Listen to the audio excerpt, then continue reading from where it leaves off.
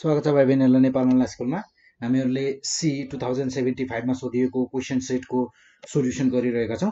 यो क्रममा हामीहरुले question number 8 सम्म सल्भ गरिसकेका छौं। सो र आज हामी क्वेशन नम्बर 9 देखि सुरु गर्न गइरहेका छौं।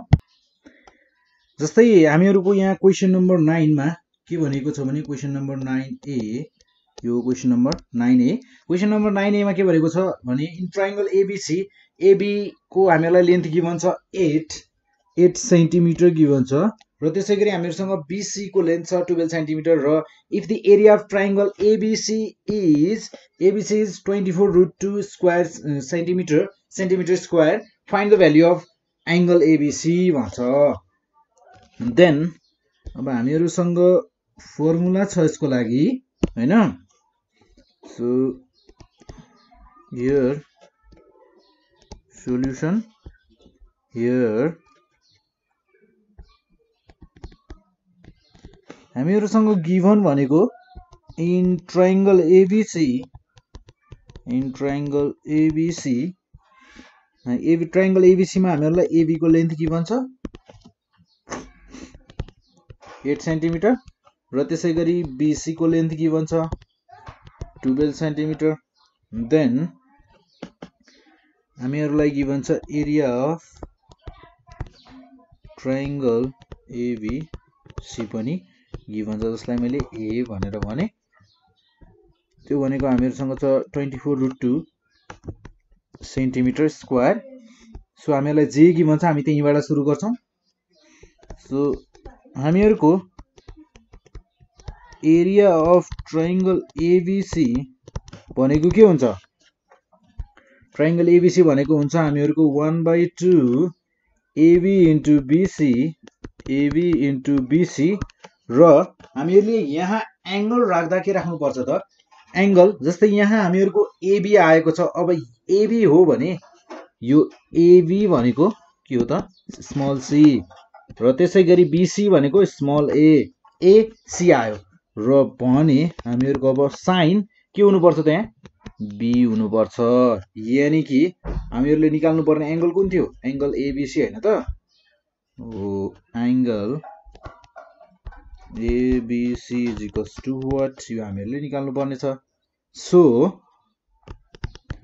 1/2 AB भनेको हामीहरुसँग छ 8 सेन्टिमिटर इन्टु 12 सेन्टिमिटर र साइन B हामीहरुले क्याल्कुलेट गर्नु पर्ने छ। सो हामीहरुसँग एरिया अफ ट्रायंगल ABC छ 24√2 सेन्टिमिटर स्क्वायर और 24√2 into 2 centimetre square is equals to 12। 8 जा हामीहरुको कति हुन्छ त? भने भयो 96। Then 96 centimetre square sine B, centimetre square cancel out. So 48√2 is equals to 96 sine B। हामीहरु यसलाई लेख्न सक्छौं sine B is equals to 48√2 by 96। Then यसलाई यो भनेको हामीहरुको 48 को डबल भनेको कति हुन्छ थाहा छ? 96 हुन्छ। सो √2 by 2 हुने भयो। देन हामीहरुले यसलाई साइन 45 को भ्यालु कति हुन्छ? 1/√2। साइन 45 को 1/√2 हुन्छ। देन भने हामीहरु यसलाई यस्तो गर्न सक्छौं के √2 को square is equals to √2 upon √2 into √2 हो। √2 क्यान्सल आउट और साइन B भनेको त हामीहरुको 1/√2। यो पछाडीको एउटा दुईटा स्टेप नगरेर सिधै 1/√2 लेख्दा पनि हुन्छ। त्यो मैले बुझाउनलाई लेखेको। सो हामीहरुको यहाँ B भनेको के हुने भयो त? Sine inverse 1/√2। यो भनेको त हामीहरुको हुने भयो। Therefore B is equals to 45 degree. Hence the required angle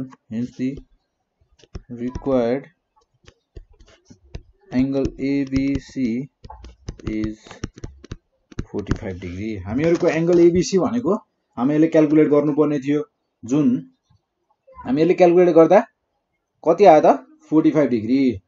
so त्यसै गरी अब 9B हेरौँ है, क्वेसन नम्बर 9B हेरौँ, क्वेसन नम्बर 9 को बी। देन क्वेसन नम्बर 9 को बी को क्वेसन नम्बर 9 को बी मा के भनेको छ भने यसमा भनेको छ in a continuous series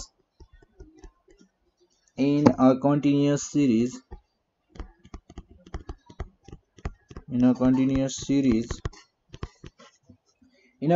series the average weight of some students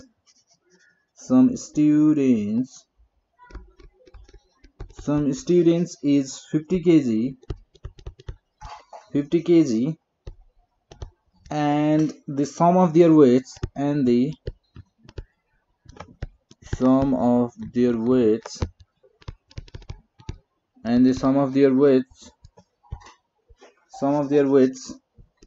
summation f m is 750 kg given छ हामीहरुलाई। then find the number of students भन्छ, find the number of students। हामीहरुलाई यसमा average weight of some students भनेर हामीलाई के दिन खोजेको त, यो हामीलाई मिन दिन खोजेको हो।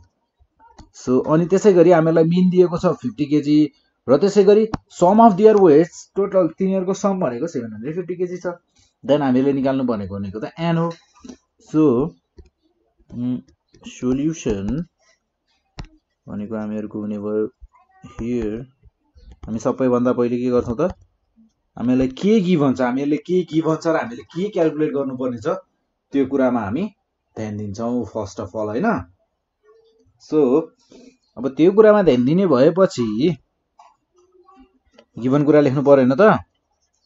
सो हामीहरुलाई यहाँ गिभन छ मिन एक्स बार भने मैले जसलाई 50 केजी छ र त्यसै गरी हामीहरुलाई गिभन छ यहाँ sum of their weights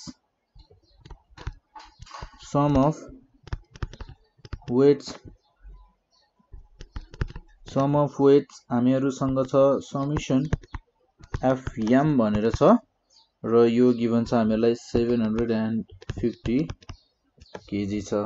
then to find the total number of students, हामीहरुले टोटल नम्बर अफ स्टुडेन्ट्स कति छ भनेर क्याल्कुलेट गर्नुपर्ने छ, जसलाई भने मैले n is equals to what, sorry यहाँ वाट लेखिराख्नु परेन। सो अब now we know mean is equals to हामीहरुसँग हुन्छ summation of weights summation FM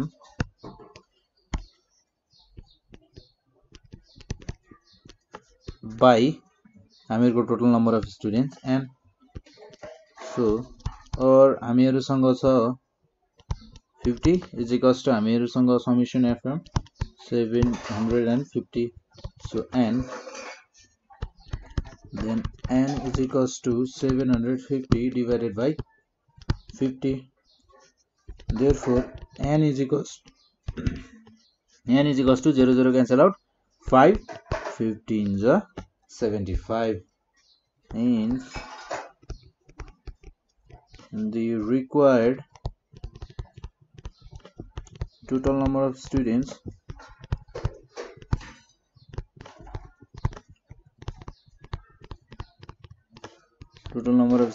is 13। हामीहरुको टोटल नम्बर अफ स्टुडेन्ट्स 13 जना रहेछ। सो त्यसै गरी अब हेरौं हामी क्वेशन नम्बर 10। हामीहरुको अब सेट ग्रुप बी को लास्ट क्वेशन, जसमा हामीहरुको दुईटा क्वेशन छ, इम्बेडेड दुईटा क्वेशन छ। जस्तै क्वेशन नम्बर 10 को ए हामीहरूलाई क्वेसनमा छ, क्वेसन हामीहरूलाई छ यो प्रोबेबिलिटीबाट, if a dice is rolled, and a coin is tossed at the same time,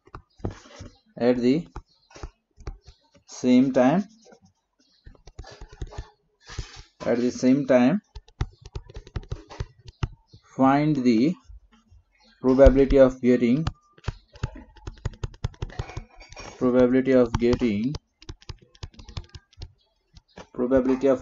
even number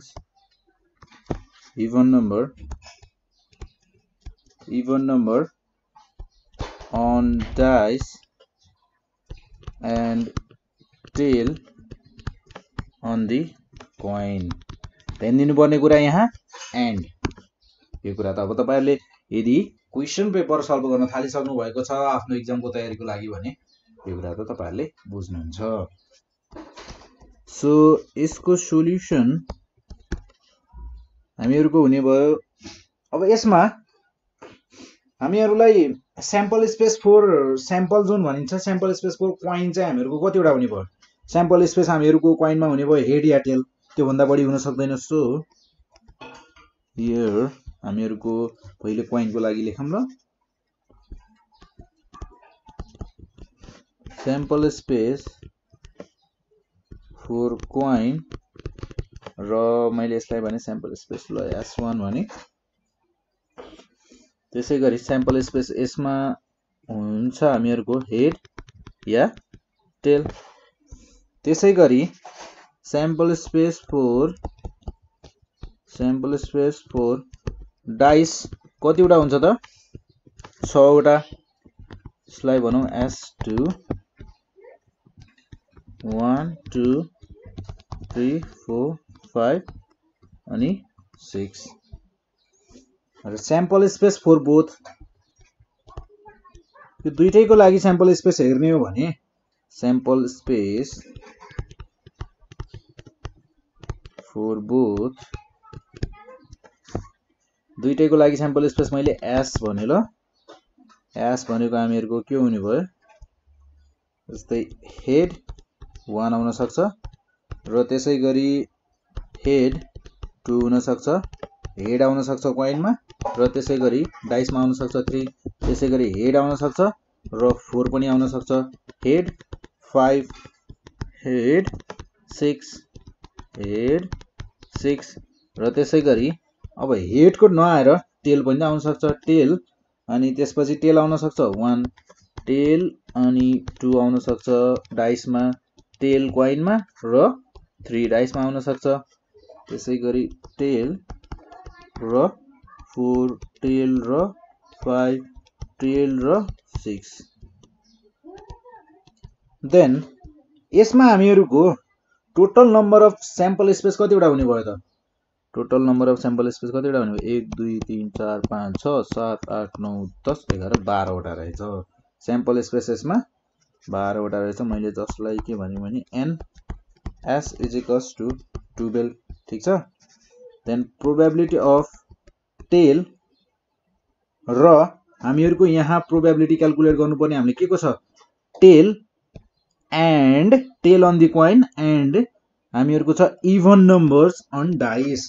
अब टेल त हामीहरुको टेल र even numbers on dice. Even number कतिवटा हुन्छन्? हामी इभन नम्बर हामीहरुको इभन नम्बरको लागि मैले भने ल ई भनेर भने ल, टी र even numbers on dice.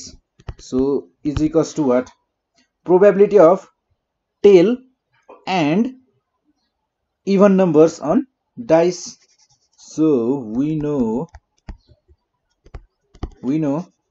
probability for tail के हुने भयो? 1/2, ठीक छ। र and probability for even numbers हुने भयो हामीहरुको 3/6, यानी कि 1/2 नै हुने भयो। किनकि हामीहरुको इभन नम्बर्स 1 देखि 6 सम्म कतिवटा छन्? 2 4 अनि 6, 3 वटा छन्।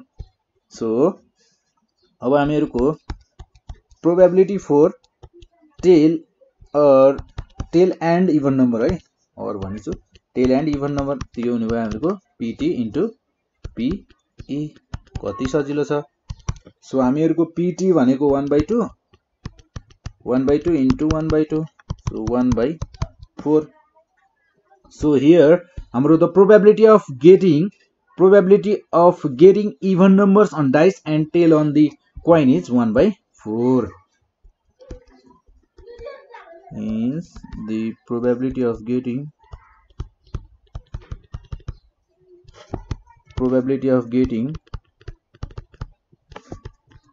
even numbers on dice